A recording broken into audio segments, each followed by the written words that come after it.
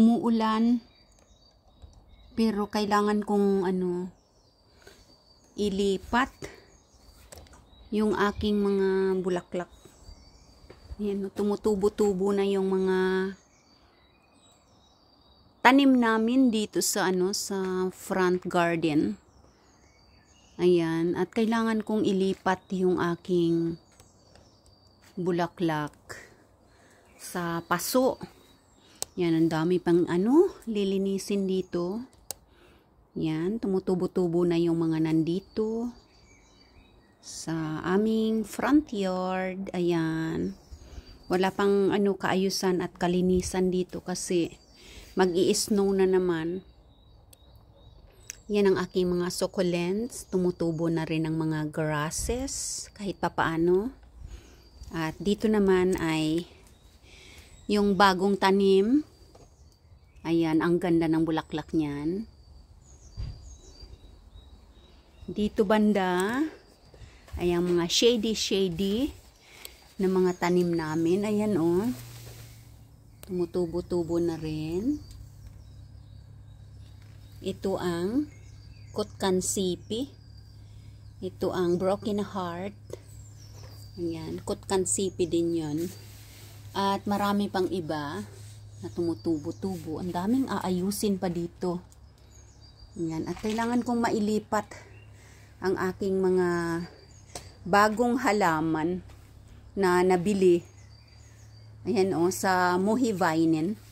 Yung iba na itanim na doon sa backyard. Tapos dito, ayan, na itanim dyan ito bago yan.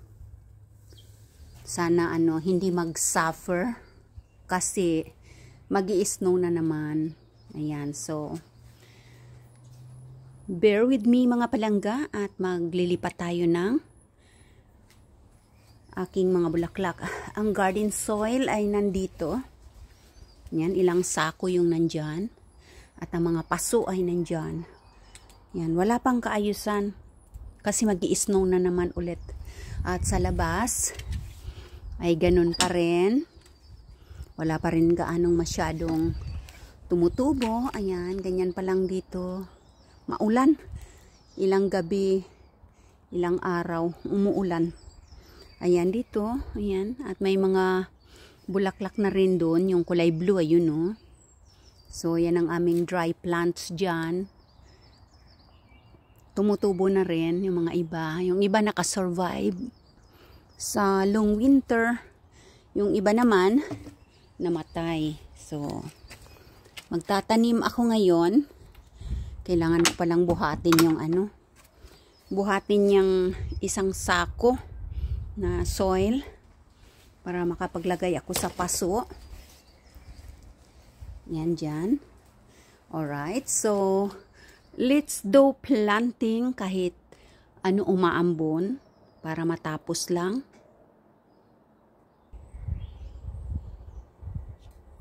Lumalakas yung hangin na. Okay, so i-transfer ko na yung bulaklak. Ito may malaking itong mga composte pa ito. Ilalagay pa to doon sa compost land namin. Tapos ito, ang laki. May caterpillar pa. Ayan. Laki Ang bigat. Kaya ko ba? Ito, ginawa ni Mumi. Yan. Ang ganda. Yan? Handmade. Ang bigat, ang bigat. Para daw sa aking magandang halaman ngayong summer. Plano ko, rose. Aray ko, ang bigat Bibili ako ng iba't ibang kulay ng rosas. 4 pala ito. 4 itong ililipat ko. Re-replant ko ito ang nilika 4. Yung 6 nakatanim na doon sa backyard. So 4.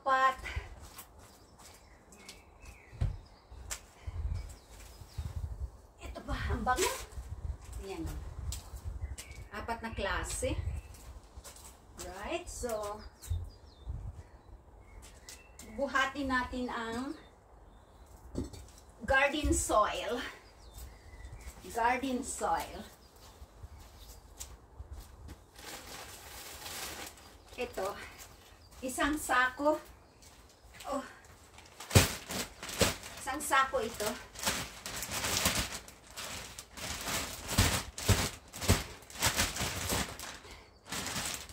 Ayan. At buksan natin.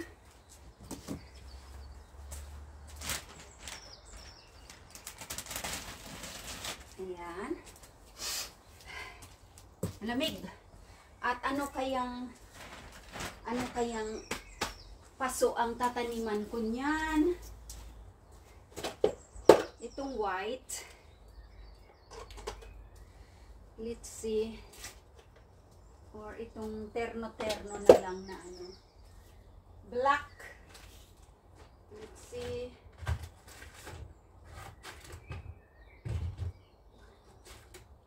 Pero maraming soil ang kailangan yan. Tatlo. Apat.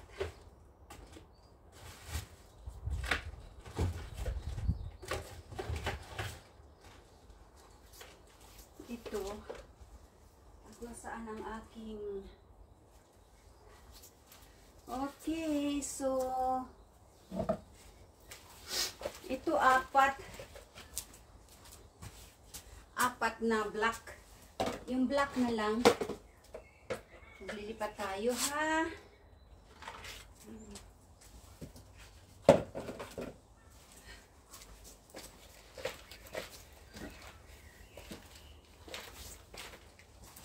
Okay. Yung ating hairs nalaglag na.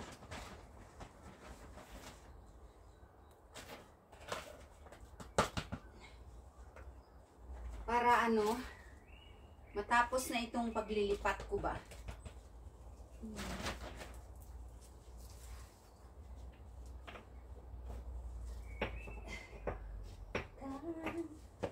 Kumusta mos ang lahat?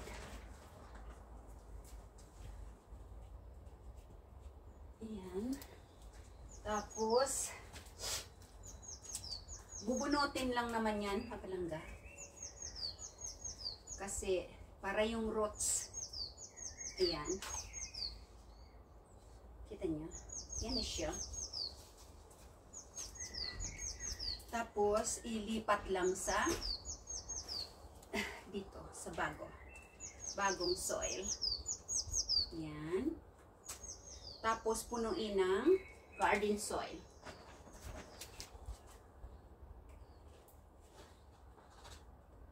Para mabuhay na sila ng maayos.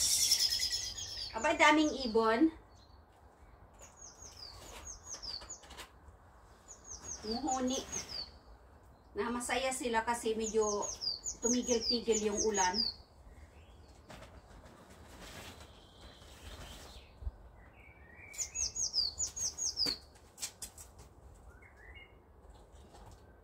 Maambon na lang.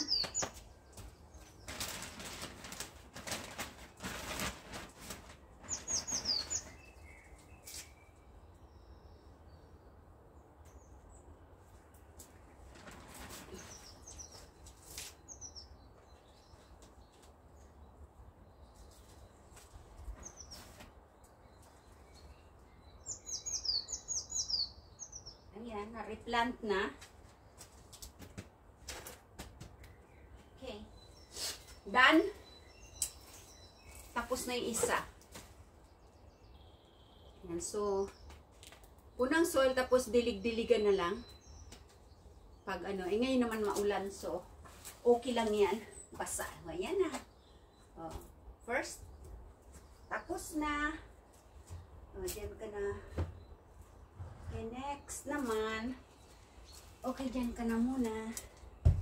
Next. Sana lagyan ko ng konting ano yung ilalim kasi konting ano compost kasi malaki yung butas ng ano paso. Maano aagos yung buhangin kapag didiligan. Ayan, so may konting compost. matutunaw na lang yan dyan sa ilalim.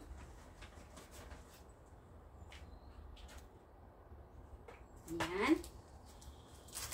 Tapos, ano ulit? Hugot lang. Bibili ka sa ano, sa plantation.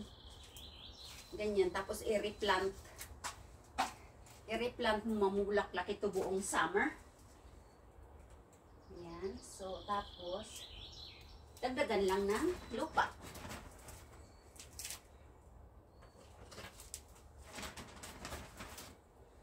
Sabi ko, i-replant ko bago ako umalis. Para pagbalik ko, ano na, intact na sila dyan sa kanilang paso. At marami ng bulaklak. Yung sa likod, tinanim diretso sa soil. Ayan.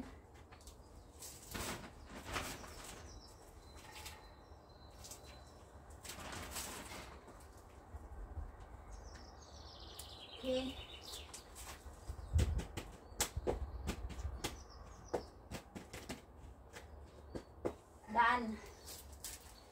Daan na siya, oh. Ang dalawa na.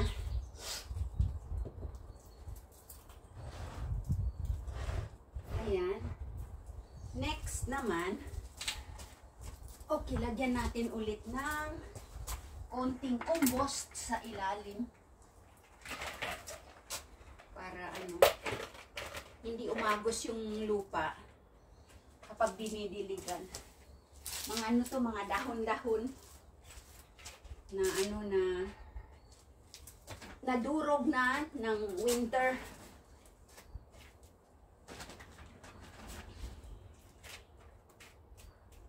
Yan, soil. Tapos ilagay natin. Ito ang ganda. Ang daming bulaklak nito for sure.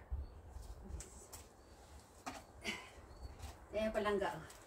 Basang-basa yung ano niya, yung roots. Kasi ulan. Ang ganda, oh. Yan. So, ayan siya. Daming ugat. Yan. Ang daming mga bulaklak coming dyan. Kaya i-plant natin siya ng maayos. Para marami siyang bulaklak na darating.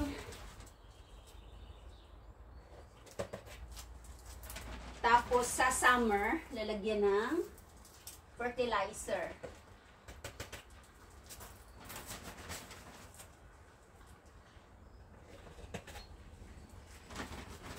Habang ano, umaambon-ambon lang, sabi ko ano, i-replant ko na. Para bago ako lumarga ay naitanim na sila ba.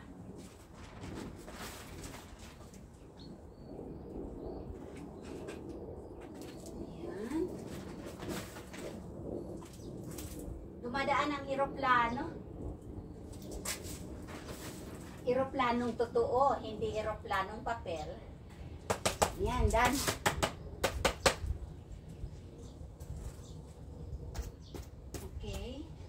Ang ganda. So, magiging intact na yung roots niya dyan. Ilang araw lang yan. Dagdag na lang ng soil. Kapag bumababa yung soil, yan, para ano, marami siyang tutubuan.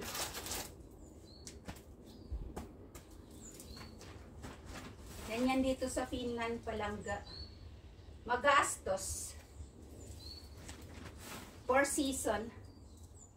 Pag spring na, mamimili ka na ng pangtanim. Yan, wala namang libre.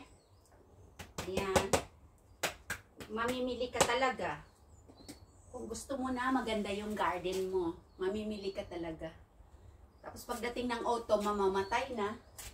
Sayang naman yung pinangbili. Pero okay lang kasi maganda naman yung garden. Ayan, yari na. Isa pa. Bakit parang maliit itong isa? Okay na rin. Lagyan natin ng compost. Compost. Diyan sa ilalim. para hindi mag-flows ang soil.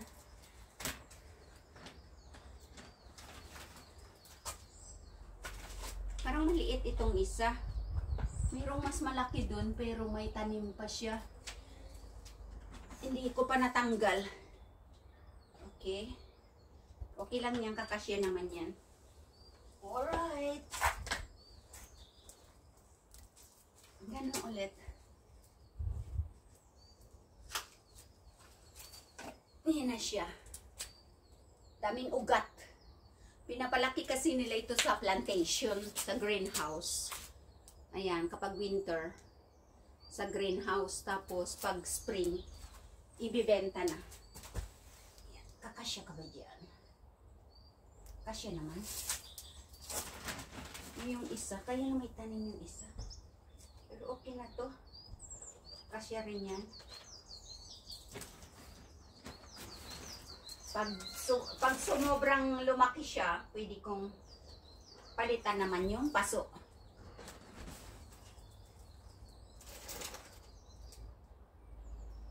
Pagdating ng panahon, trip lang tayo ng ating mga tanim para maganda ang garden. Kulang pa to, mamimili pa kasi nga ano, magko-cold na naman, mag-snow pa nga eh. Pamili na kami ng ano, mga 20 na bagong tanim. Yung iba tinanim na sa lupa doon sa backyard para maganda sa summer. Yung ano, yung iba, yung mga seedlings, pinapatubo pa lang.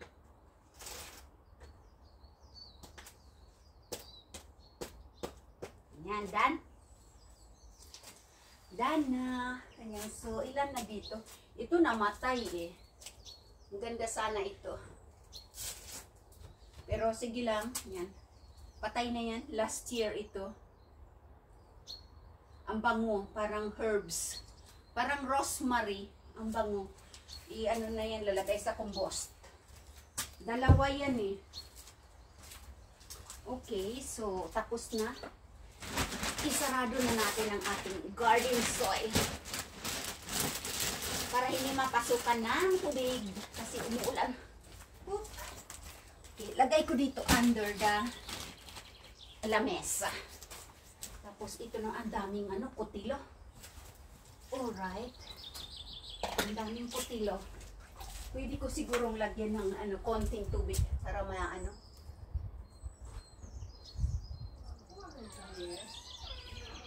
Nalinis yung buhangin na ano.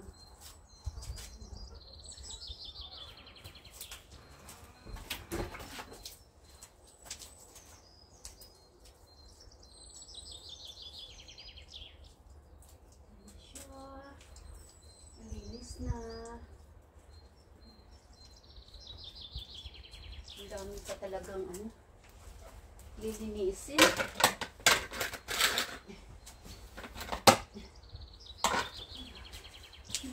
Dami ah.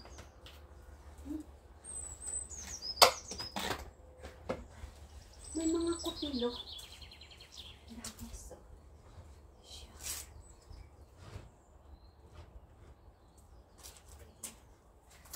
Dami. Basta yung aking, hindi, waterproof naman yan, kaya lang alabig. Ilagay natin doon.